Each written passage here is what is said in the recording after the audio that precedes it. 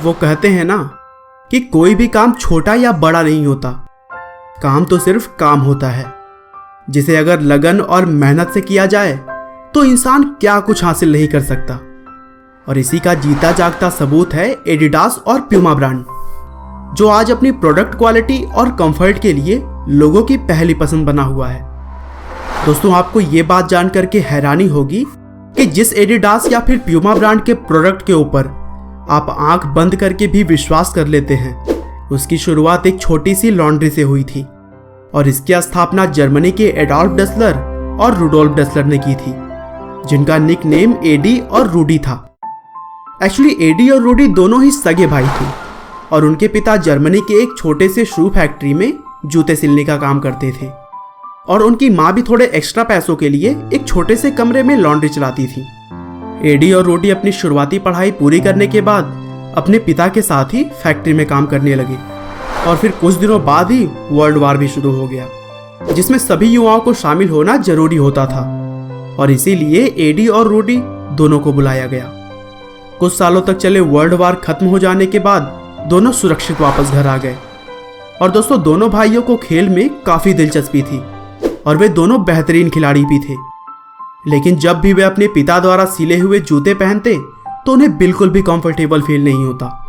वे सोचते कि ऐसे जूते पहनकर कोई खेल कैसे सकता है और इसीलिए उन्होंने अपने और अपने दोस्तों के लिए जूते बनाने शुरू किए। और जब उन्होंने देखा कि उनके द्वारा बनाए गए जूते लोगों को बहुत पसंद आ रहे हैं, तो उन्होंने अपने माँ के लॉन्ड्री से ही जूते बनाने का फुल टाइम बिजनेस शुरू कर दिया। धीरे धीरे उनके द्वारा बनाए गए जूते लोगों तक पहुंचने शुरू हो गए और फिर 1924 में दोनों ने मिलकर डॉसलर ब्रदर्स नाम का एक कंपनी खोला। लेकिन यहाँ भी उन्हें बहुत सारी प्रॉब्लम्स फेस करनी पड़ी, क्योंकि उन दिनों ज़्यादा बिजली उपलब्ध नहीं होता था और इसीलिए उन्हें साइकिल्स के पैडल का प्रयोग करना पड़ता था। लेकिन दोस्तों, अगर इरादे पक्के हो तो कोई भी राह नामुमकिन नहीं होती और यही हुआ दोनों भाइयों के साथ भी। धीरे धीरे उनका बिजनेस बढ़ता चला गया, लेकिन उनके इस बिजनेस को असली सफलता 12 साल बाद 1936 के समर ओलंपिक में मिली, जब कैसे भी करके एडोल्फ डेसलर ने उस समय के स्टार स्प्रिंटर ओवेंस को अपना जूता पहनाकर खेलने को राजी कर लिया। और पता है, उस ओलंपिक में ओवेंस ने कुल 4 गोल्ड मेडल भी जीते। इसके बाद से ही पूरी दुनिया के खिलाड़ियों के बीच डॉसलर ब्रदर्स के जूते प्रसिद्ध होते चले गए और फिर 1948 तक उनकी कंपनी हर साल 2 लाख जूतों की बिक्री करने लगी। लेकिन दोस्तों, इसी बीच दोनों भाइयों में राजनीतिक कारणों की वजह से मतभेद हो गए और फिर उन्होंने अलग होने का फैसला किया, जिसके बाद एडोल्फ ने अपनी एक नई कंपनी बनाई और उसका नाम उन्होंने अपने निक नेम और सर नेम को मिलाकर एडिडास रखा।